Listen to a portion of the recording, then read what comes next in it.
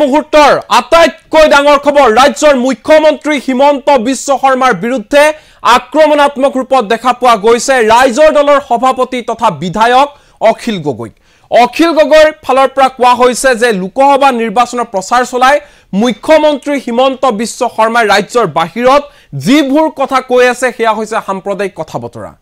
হিমন্ত বিশ্ব শৰ্মাই যি ধৰণে সাম্প্ৰদায়িক কথা বতৰা কৈ আছে তেনে কাৰ্যত আমি অসমৰ জনতা হিচাপে অসমৰ মানুহ হিচাপে লাজ পাইছো অখিল গগৈৰ ফালৰ পৰা কোৱা হৈছে মুখ্যমন্ত্ৰী পদ ত্যাগ কৰি সাম্প্ৰদায়িক কথা কৈ থাকক হিমন্ত বিশ্ব শৰ্মাই তাত আমাৰ আপত্তি নাই কিন্তু মুখ্যমন্ত্ৰী হৈ থাকি হিমন্ত বিশ্ব শৰ্মাই সাম্প্ৰদায়িক কথা বতৰা নকব এনে ধৰণে হুংকাৰ দিছে বিধায়ক অখিল গগৈ এই মুহূৰ্তত জনাই আছো বিগ পলিটিক্যাল নিউজ নিৰ্বাচনী প্ৰচাৰ চলাবলৈ গৈ মুখ্যমন্ত্ৰী হিমন্ত বিশ্ব শৰ্মাই যিবোৰ কথা কৈ ফুৰিছে হেয়া লজ্জাজনক মুখ্যমন্ত্ৰী হিমন্ত বিশ্ব শৰ্মাৰ কথা বতৰাত অসমৰ জনতা আজি লজ্জিত হৈছে এই মন্তব্য কৰিছে অখিল গগৈ বিজেপি সাম্প্ৰদায়িক ৰাজনীতি ধৰ্মীয় মৌলবাদী কাম কৰি ফুৰিবলৈ 400খন আসন লাগে বিজেপিক 400খন আসন কিয় লাগে তাৰ উত্তৰ দিছে অখিল গগৈ মছজিদ ভাঙি মন্দিৰ বনাবলৈ বিজেপিক 400খন আসন লাগে দেশৰ উন্নয়নৰ বাবে বিজেপিক 400খন আসন নালাগে সেইবাবে সাম্প্ৰদায়িক কথা বতৰা কৈ ফুৰিছে হিমন্ত বিশ্ব শৰ্মাই দেশখন শেষ কৰি পেলাইছে বিজেপিয়ে পুনৰ শাসনলৈ আহিলে একেবাৰে শেষ কৰি পেলাব দেশৰ ভিতৰতে মুখ্যমন্ত্ৰী হিমন্ত বিশ্ব শৰ্মাই আটাইতকৈ বেছি সাম্প্ৰদায়িক কথা কৈ ফুৰিছে আৰু এই কাৰ্যক একেমুখে গৰিহণা দিছো ধিক্কাৰ জনাইছো বুলি কৈছে অখিল গগৈ দেশৰ ৰাজনীতিৰ মান তললৈ নমাই পেলাইছে হিমন্ত বিশ্ব শৰ্মাই দেশৰ ৰাজনীতিৰ মানদণ্ড একেবাৰে তললৈ নমাই পেলাইছে হিমন্ত বিশ্ব শৰ্মাই মুখ্যমন্ত্ৰী পদ ত্যাগ কৰি এইবোৰ কথা কৈ ফুৰক তাত আমাৰ আপত্তি নাই গেৰুৱা বখন পিন্ধি এইবোৰ কথা কৈ ফুৰক কিন্তু মুখ্যমন্ত্ৰী চকিত বহি এইবোৰ কথা নকব অসমৰ মুখ্যমন্ত্ৰী হৈ এইবোৰ কথা কৈ ৰাজ্যৰ মান সন্মান নাখাব হিমন্ত বিশ্ব শৰ্মাই এনে ধৰণে হুংকাৰ প্ৰদান কৰিছে অখিল গগৈ এনে ধৰণৰ বলিয়ালি কৰি নুফুৰিব মুখ্যমন্ত্ৰী হিমন্ত বিশ্ব শৰ্মাই হুংকাৰ বিধায়ক অখিল গগৈ পুনৰবাৰ কৈছো যেহেতু ৰাজ্যৰ মুখ্যমন্ত্ৰী হিমন্ত বিশ্ব শৰ্মাই নিৰ্বাচনী প্ৰচাৰ চলাই আছে আৰু নিৰ্বাচনী প্ৰচাৰ চলাই হিমন্ত বিশ্ব শৰ্মাই কেতবোৰ বিস্ফোৰক মন্তব্য কৰি ফুৰিছে সাম্প্ৰদায়িক মন্তব্য কৰি ফুৰিছে হিমন্ত বিশ্ব শৰ্মাৰ ফালৰ পৰা কোৱা হৈছে যদিহে বিজেপি এবাৰ 400খন আসন লাভ কৰে কেন্দ্ৰ চৰকাৰ গঠন কৰে তেনেহলে জ্ঞানবাপী মছজিদৰ ঠাইত বিশ্বকাশী মন্দিৰ নিৰ্মাণ কৰা হ'ব এনে ধৰণৰ মন্তব্য কৰিছে হিমন্ত বিশ্ব শৰ্মাই তদুপৰি হিমন্ত বিশ্ব শৰ্মাৰ ফালৰ পৰা কোৱা হৈছে যদিহে বিজেপিয়ে 400খন আসন লাভ কৰে তেনেহলে সমগ্ৰ দেশত ইউচিচি প্ৰৱৰ্তন কৰা হ'ব কেৱল ইমানেই নহয় ভগৱান শ্ৰীকৃষ্ণৰ জন্মভূমিত ঈদগাহ নাথাকিব বুলি হুংকাৰ প্ৰদান কৰিছে হিমন্ত বিশ্ব শৰ্মাই হিমন্ত বিশ্ব শৰ্মাৰ এই যি ধৰণৰ মন্তব্য যি ধৰণৰ ভাষণ তাক লৈ সৰব হৈছে অখিল গগৈৰ ফালৰ পৰা স্পষ্ট ৰূপত কৈ দিয়া হৈছে মুখ্যমন্ত্ৰী হৈ থাকি হিমন্ত বিশ্ব শৰ্মাই এনেবোৰ কথা কৈ নুফুৰিব আপুনি মুখ্যমন্ত্ৰী পদ এৰক মুখ্যমন্ত্ৰী গাদী এৰক তাৰ পাছত গেৰুৱা বখন পিন্ধি আপুনি এনে ধৰণৰ মন্তব্য কৈ থাকক তাত আমাৰ একো আপত্তি নাই হিমন্ত বিশ্ব শৰ্মাই ৰাজনীতিৰ মানদণ্ড একেবাৰে তললৈ নমাই পেলাইছে বুলিও অভিযোগ উত্থাপন কৰিছে বিধায়ক অখিল গগৈ এই মুহূৰ্তত অখিল গগৈৰ মন্তব্য আমাৰ লগত আছে কি কৈছে মন্ত্ৰী শুনক অসমৰ এজন নাগৰিক হিচাপে এজন গৌৰৱী অসমীয়া হিচাপে মই অসমৰ মুখ্যমন্ত্ৰী আচৰণত সাংঘাতিক ধৰণে লজ্জিত হৈছোঁ লোকসভা নিৰ্বাচনত গোটেই দেশখনতে বিভিন্ন ঠাইত তেখেতে লোকসভা নিৰ্বাচনত বিজেপি দলৰ কেম্পেইন কৰিবলৈ গৈ যিবিলাক বক্তব্য প্ৰদান কৰিছে এইবিলাক কেৱল সাম্প্ৰদায়িক বা মৌলবাদী কেৱল বক্তব্যই নহয় এই কথাবিলাকে আমাৰ দেশৰ সংসদীয় গণতন্ত্ৰৰ মান নিম্নগামী কৰিছে অসমৰ মুখ্যমন্ত্ৰীয়ে যিবিলাক কথা কৈ আছে যে বিজেপি দলক 400খন আসন তেওঁলোকক লাগে যে তেওঁলোকে জ্ঞানবাপী মন্দিৰ ভাঙি পেলাব আৰু তাতে কাশী মন্দিৰ নিৰ্মাণ কৰিবলৈ তেওঁলোকক 400খন আসন লাগে তেওঁলোকক 400খন আসন লাগে এই কাৰণে যে তেওঁলোকে কৃষ্ণৰ জন্মভূমি ঠাইত মন্দিৰ বনাব খোজে তেওঁলোকক 400খন বিজেপিক আসন লাগে এই কাৰণে যে তেওঁলোকে পাক অধিকৃত কাশ্মীৰখন দখল কৰিব লাগে তেওঁলোকক 400খন আসন এই কাৰণে লাগে যে তেওঁলোকে সাম্প্ৰদায়িক ৰাজনীতি কৰিবৰ কাৰণে অসমত ভাৰতবৰ্ষত সাম্প্ৰদায়িক ৰাজনীতি কৰিবৰ কাৰণে মছজিদ ভাঙিবৰ কাৰণে মন্দিৰ বনাবৰ কাৰণে মানে অকল ধৰ্মীয় মৌলবাদী কাম কিছুমান কৰিবৰ কাৰণে তেওঁলোকক মানে আপোনাৰ আমাৰ দেশৰ শাসন লাগে 400খন আসন লাগে তেওঁলোকক এনেকুৱা কাৰণত আপোনাৰ 400খন আসন নালাগে যে অসম বা দেশৰ শিক্ষানুষ্ঠান অধিক চৰকাৰী শিক্ষানুষ্ঠান বনাবৰ কাৰণে নালাগে ৰাজ্যখনৰ এফালৰ পৰা আমি দেখিছো যে চৰকাৰী শিক্ষানুষ্ঠানবিলাক বন্ধ হৈ গৈছে ক'ৰবাত মাৰ্জাৰ কৰিছে ক'ৰবাত এমালগেমেশ্যন কৰিছে ক'ৰবাত ক্লোজাৰ কৰিছে এফালৰ পৰা চৰকাৰী শিক্ষানুষ্ঠানবিলাক বন্ধ কৰি গৈ আছে এফালৰ পৰা আপোনালোকে সকলোৱে দেখিছে কটন কলেজৰ নিচিনা কলেজে আজিৰ দিনটোত আপোনালোকে দেখিছে যে ব্যক্তিগতকৰণৰ নীতিৰ যি কবলত পৰি এতিয়া তেওঁলোকৰ নিজৰ মাটি বিক্ৰী বা লিজত দি নিজৰ বিল্ডিং বিক্ৰী বা লিজত দি এতিয়া ধন ঘটাবৰ কাৰণে ধন আনিবৰ কাৰণে ৰিসোৰ্স মোবিলাইজেশ্যন কৰিবৰ কাৰণে ব্যৱস্থা ল'বলগীয়া হৈছে চাৰিফালে শিক্ষাখণ্ড ওলি গৈছে আপোনালোকে দেখে যে গোটেই দেশখনৰ ভিতৰতে আমাৰ দেশতে আটাইতকৈ বেছি আপোনাৰ মানে আধাতে স্কুল এৰা আধাতে বিদ্যালয় এৰাৰ ছাত্ৰ ছাত্ৰীৰ সংখ্যা আটাইতকৈ বেছি আমাৰ ৰাজ্যখনতে আজি শিক্ষাৰ ক্ষেত্ৰত যেনেকৈ এই অধপতন ঘটিছে আপুনি দেখিছোঁ যে স্বাস্থ্য খণ্ডটো একেটাই ঘটনা স্বাস্থ্য খণ্ডৰ উৱলি যোৱা অৱস্থা হস্পিটেল নাই হস্পিটেল থাকিলেও চিকিৎসা নাই চিকিৎসা থাকিলেও ভাল যন্ত্ৰপাতি নাই যন্ত্ৰপাতি ক'ৰবাত আছে কিন্তু ছাৰ্ভিচ নাই মুঠতে হস্পিটেলৰ অৱস্থা সাংঘাতিক ধৰণে বেয়া তো সেইবিলাকৰ মান উন্নত কৰিবৰ কাৰণে তেওঁলোকক 400 চিট নালাগে এটো নালাগে আমাৰ দেশখনৰ ভিতৰত আটাইতকৈ বেছি ইনফেন্ট মৰ্টেলিটি ৰেট শিশুৰ মৃত্যুৰ হাৰত ৰাজ্যখন আমাৰ ৰাজ্যখন আটাইতকৈ 1 নম্বৰত প্ৰসূতি মৃত্যুৰ হাৰৰ ক্ষেত্ৰতো অসমখন ভাৰতবৰ্ষৰ ভিতৰত নম্বৰ 1 তো এই পৰিস্থিতি অথচ সেইবিলাক উন্নয়নৰ কাৰণে তেওঁলোকক 400 চিট নালাগে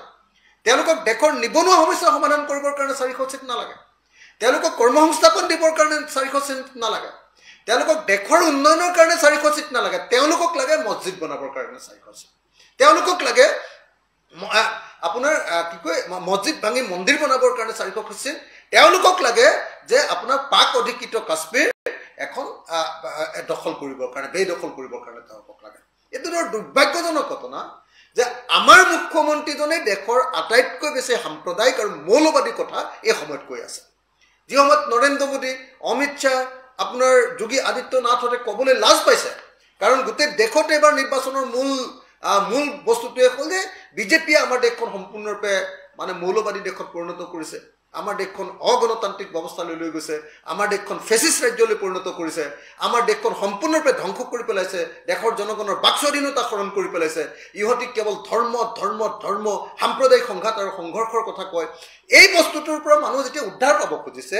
আৰু যি সময়ত মূল্য বৃদ্ধিৰ পৰা ৰক্ষা পাব খুজিছে যি সময়ত আমাৰ দেশৰ অৰ্থনৈতিক ব্যৱস্থা ভাগিছে আমাৰ দেশৰ মানুহৰ ওপৰত কেৱল আৰু কেৱল টেক্সেশ্যনৰ ব্যৱস্থা কৰ সন্তাকৰ ব্যৱস্থা কৰিছে তাৰ বিৰুদ্ধে মানুহে মাত পাতিছে সেই সময়ত আমাৰ দেশৰ মুখ্যমন্ত্ৰীয়ে আমাৰ ৰাজ্যখনৰ মুখ্যমন্ত্ৰীয়ে ডক্টৰ হিমন্ত বিশ্ব শৰ্মাই কিছুমান সাম্প্ৰদায়িক আৰু মৌলবাদী কথা কৈ দেশৰ ৰাজনীতিৰ মান অৱনমিত কৰিছে মই অসমৰ মুখ্যমন্ত্ৰীক আহ্বান জনাইছো আপুনি যদি সঁচাকৈ এইবিলাক কথাই ক'ব লাগে তেতিয়াহ'লে আপুনি অসমৰ মুখ্যমন্ত্ৰী পদটো ত্যাগ কৰক আপুনি অসমৰ মুখ্যমন্ত্ৰী পদটো ত্যাগ কৰি আপুনি গেৰুৱা বসন পিন্ধক আপুনি এটা মন্দিৰত গৈ আপুনি অসমৰ এজন নাগৰিক হিচাপে এজন গৌৰৱী অসমীয়া হিচাপে মই অসমৰ মুখ্যমন্ত্ৰী আচাৰ আচৰণত সাংঘাতিক ধৰণে লজ্জিত হৈছোঁ লোকসভা নিৰ্বাচনত গোটেই দেশখনতে বিভিন্ন ঠাইত তেখেতে লোকসভা নিৰ্বাচনত বিজেপি দলৰ কেম্পেইন কৰিবলৈ গৈ যিবিলাক বক্তব্য প্ৰদান কৰিছে এইবিলাক কেৱল সাম্প্ৰদায়িক বা মৌলবাদী কেৱল বক্তব্যই নহয় এই কথাবিলাকে আমাৰ দেশৰ সংসদীয় গণতন্ত্ৰৰ মান নিম্নগামী কৰিছে অসমৰ মুখ্যমন্ত্ৰীয়ে যিবিলাক কথা কৈ আছে যে বিজেপি দলক 400খন আসন তেওঁলোকক লাগে যে তেওঁলোকে জ্ঞানবাপী মন্দিৰ ভাঙি পেলাব আৰু তাতে কাশী মন্দিৰ নিৰ্মাণ কৰিবলৈ তেওঁলোকক 400খন আসন লাগে তেওঁলোকক 400খন আসন লাগে এই কাৰণে যে তেওঁলোকে কৃষ্ণৰ জন্মভূমি ঠাইত মন্দিৰ বনাব খোজে তেওঁলোকক 400খন বিজেপিক আসন লাগে এই কাৰণে যে তেওঁলোকে পাক অধিকৃত কাশ্মীৰখন দখল কৰিব লাগে তেওঁলোকক 400খন আসন এইকাৰণে লাগে যে তেওঁলোকে সাম্প্ৰদায়িক ৰাজনীতি কৰিবৰ কাৰণে অসমত ভাৰতবৰ্ষত সাম্প্ৰদায়িক ৰাজনীতি কৰিবৰ কাৰণে মছজিদ ভাঙিবৰ কাৰণে মন্দিৰ বনাবৰ কাৰণে মানে অকল ধৰ্মীয় মৌলবাদী কাম কিছুমান কৰিবৰ কাৰণে তেওঁলোকক মানে আপোনাৰ আমাৰ দেশৰ শাসন লাগে 400খন আসন লাগে তেওঁলোকক এনেকুৱা কাৰণত আপোনাৰ 400খন আসন নালাগে যে অসম বা দেশৰ শিক্ষানুষ্ঠান অধিক চৰকাৰী শিক্ষানুষ্ঠান বনাবৰ কাৰণে নালাগে ৰাজ্যখনত এফালৰ পৰা আমি দেখিছো যে চৰকাৰী শিক্ষানুষ্ঠানবিলাক বন্ধ হৈ গৈছে ক'ৰবাত মাৰ্জাৰ কৰিছে ক'ৰবাত এমালগেমেশ্যন কৰিছে ক'ৰবাত ক্লোজাৰ কৰিছে এফালৰ পৰা চৰকাৰী শিক্ষানুষ্ঠানবিলাক বন্ধ কৰি গৈ আছে এফালৰ পৰা আপোনালোকে সকলোৱে দেখিছে কটন কলেজৰ নিচিনা কলেজে আজিৰ দিনটোত আপোনালোকে দেখিছে যে ব্যক্তিগতকৰণৰ নীতিৰ যি কবলত পৰি এতিয়া তেওঁলোকৰ নিজৰ মাটি বিক্ৰী বা লিজত দি নিজৰ বিল্ডিং বিক্ৰী বা লিজত দি এতিয়া ধন ঘটাবৰ কাৰণে ধন আনিবৰ কাৰণে ৰিসোৰ্স মোবিলাইজেশ্যন কৰিবৰ কাৰণে ব্যৱস্থা ল'বলগীয়া হৈছে চাৰিওফালে শিক্ষাখণ্ড ওলি গৈছে আপোনালোকে দেখে যে গোটেই দেশখনৰ ভিতৰতে আমাৰ দেশতে আটাইতকৈ বেছি আপোনাৰ মানে আধাতে স্কুল এৰা আধাতে বিদ্যালয় এৰাৰ ছাত্ৰ ছাত্ৰীৰ সংখ্যা আটাইতকৈ বেছি আমাৰ ৰাজ্যখনতে আজি শিক্ষাৰ ক্ষেত্ৰত যেনেকৈ এই অধপতন ঘটিছে আমি দেখিছোঁ যে স্বাস্থ্য খণ্ডটো একেটাই ঘটনা স্বাস্থ্য খণ্ডৰ ওৱলি যোৱা অৱস্থা হস্পিটেল নাই হস্পিটেল থাকিলেও চিকিৎসা নাই চিকিৎসা থাকিলেও ভাল যন্ত্ৰপাতি নাই যন্ত্ৰপাতি ক'ৰবাত আছে কিন্তু ছাৰ্ভিচ নাই মুঠতে হস্পিটেলৰ অৱস্থা সাংঘাতিক ধৰণে বেয়া তো সেইবিলাকৰ মান উন্নত কৰিবৰ কাৰণে তেওঁলোকক 400 সিট নালাগে এটো নালাগে আমাৰ দেশখনৰ ভিতৰত আটাইতকৈ বেছি ইনফেন্ট মৰ্টেলিটি ৰেট শিশুৰ মৃত্যুৰ হাৰত ৰাজ্যখন আমাৰ ৰাজ্যখন আটাইতকৈ 1 নম্বৰত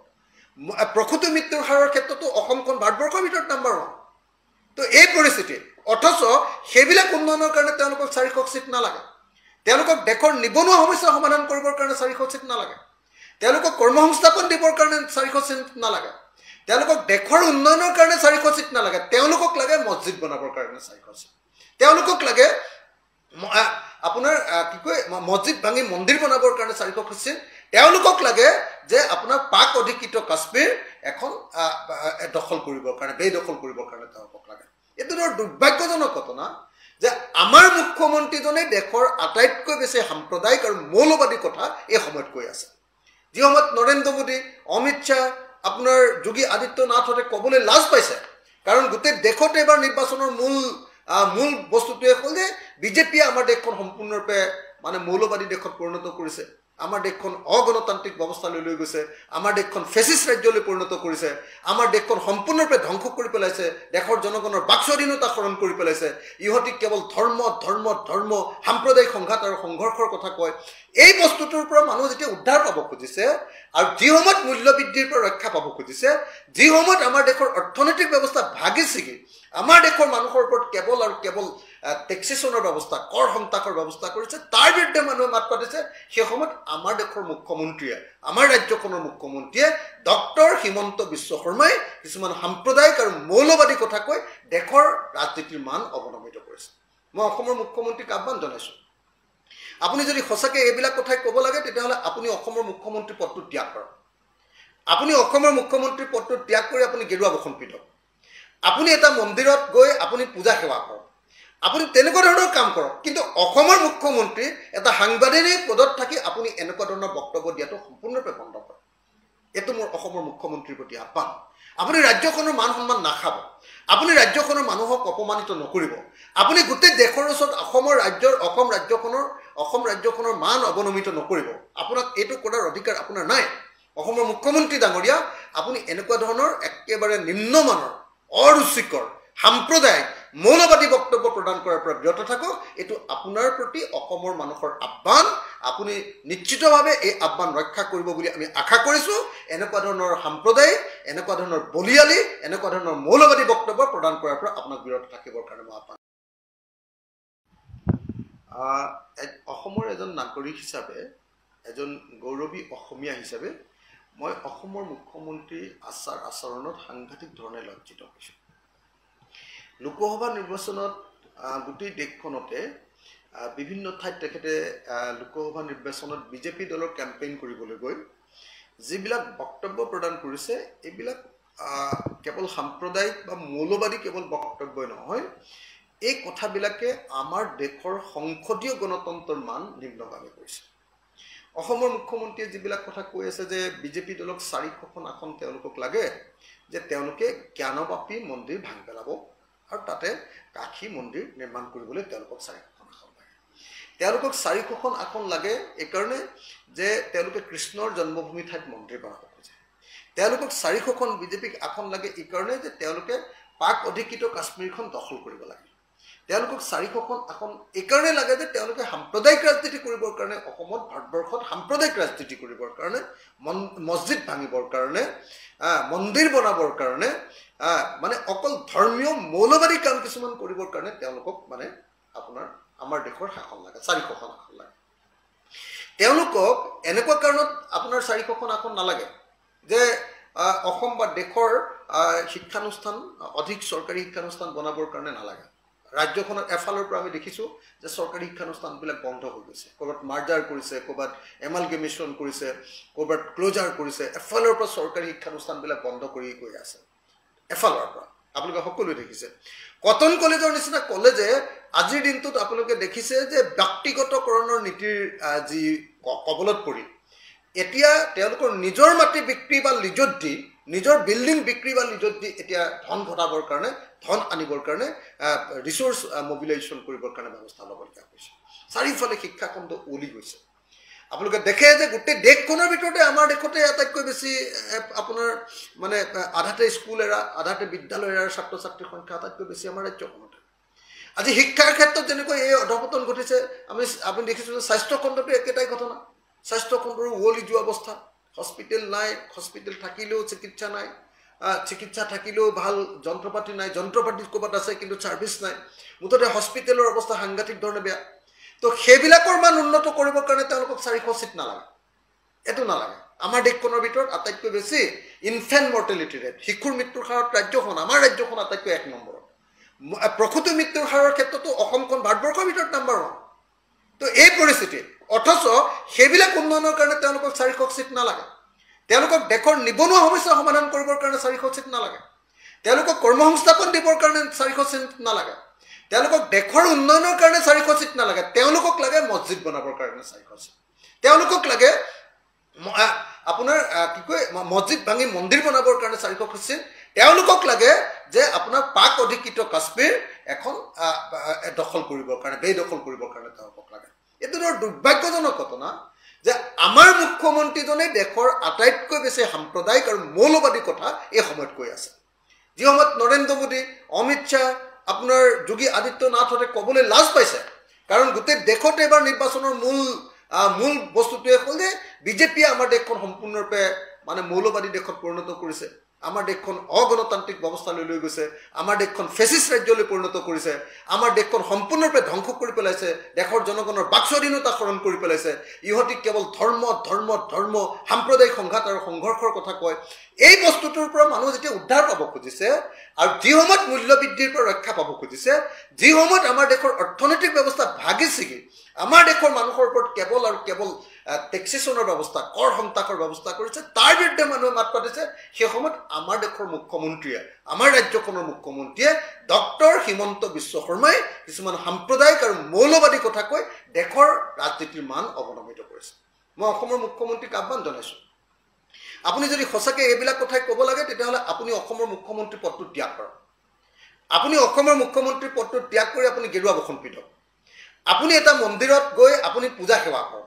আপুনি তেনেকুৱা ধৰণৰ কাম কৰক কিন্তু অসমৰ মুখ্যমন্ত্ৰী এটা সাংবাদিক পদত থাকি আপুনি এনেকুৱা ধৰণৰ বক্তব্য দিয়াটো সম্পূৰ্ণৰূপে বন্ধ কৰক এইটো মোৰ অসমৰ মুখ্যমন্ত্ৰীৰ প্ৰতি আহ্বান আপুনি ৰাজ্যখনৰ মান সন্মান নাখাব আপুনি ৰাজ্যখনৰ মানুহক অপমানিত নকৰিব আপুনি গোটেই দেশৰ ওচৰত অসম ৰাজ্যখনৰ মান অৱনমিত নকৰিব আপোনাক এইটো কৰাৰ অধিকাৰ আপোনাৰ নাই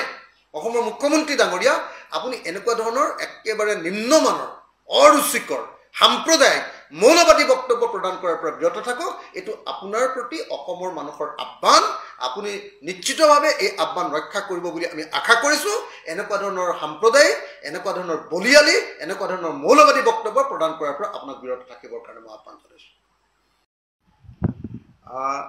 অসমৰ এজন নাগৰিক হিচাপে এজন গৌৰৱী অসমীয়া হিচাপে মই অসমৰ মুখ্যমন্ত্ৰী আচৰণত সাংঘাতিক ধৰণে লজ্জিত হৈছোঁ লোকসভা নিৰ্বাচনত গোটেই দেশখনতে বিভিন্ন ঠাইত তেখেতে লোকসভা নিৰ্বাচনত বিজেপি দলৰ কেম্পেইন কৰিবলৈ গৈ যিবিলাক বক্তব্য প্ৰদান কৰিছে এইবিলাক কেৱল সাম্প্ৰদায়িক বা মৌলবাদী কেৱল বক্তব্যই নহয়,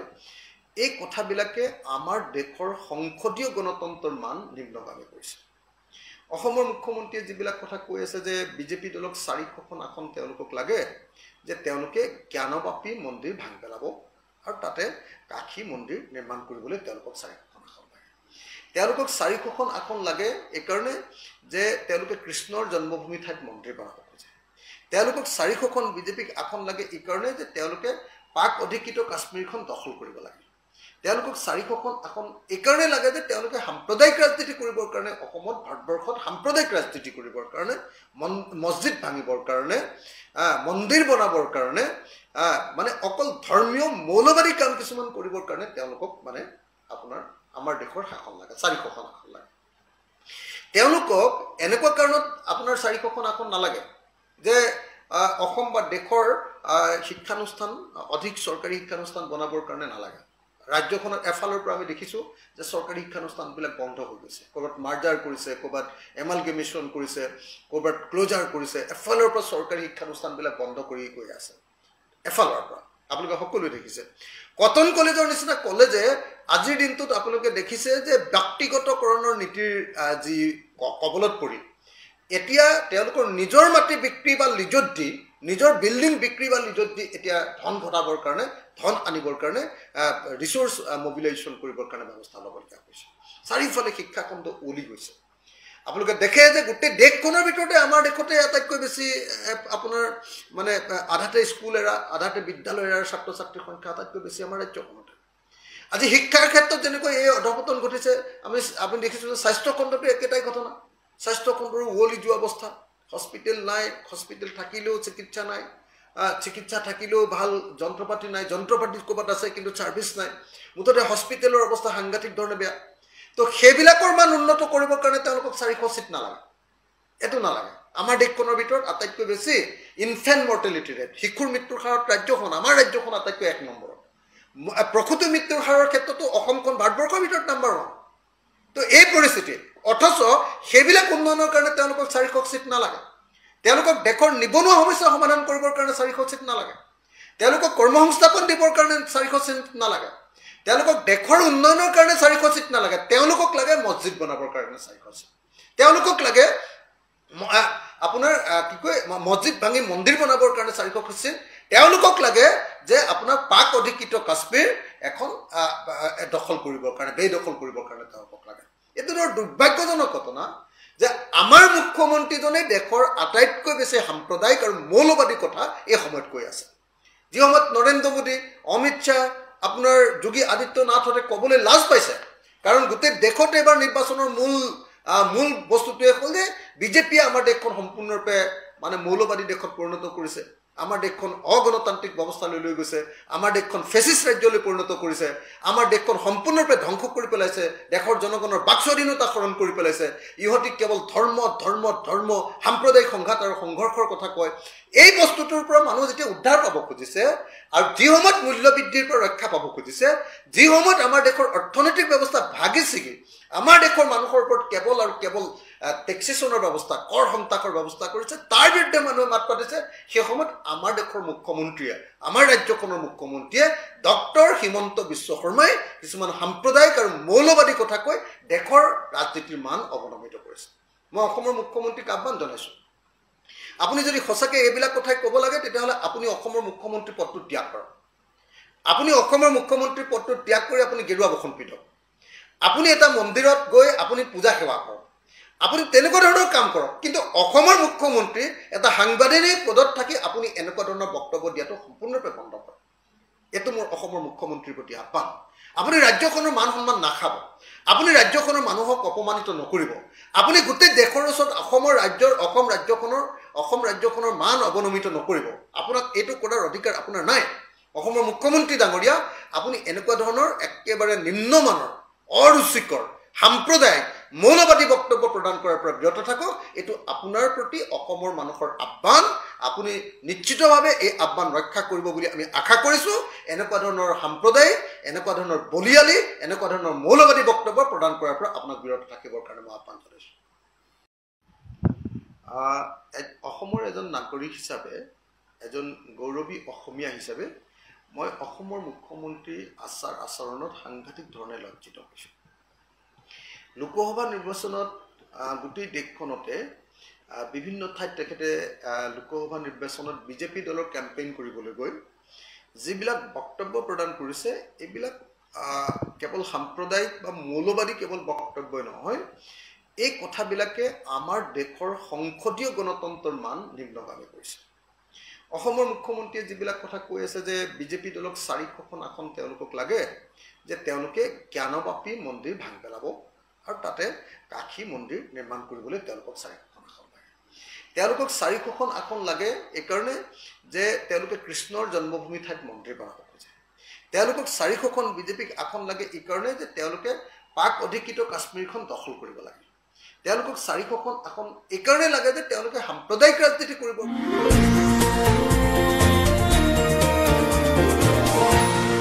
এনিটক্স হুতৰ বিপৰীতে ৰাইজৰ স্বাৰ্থত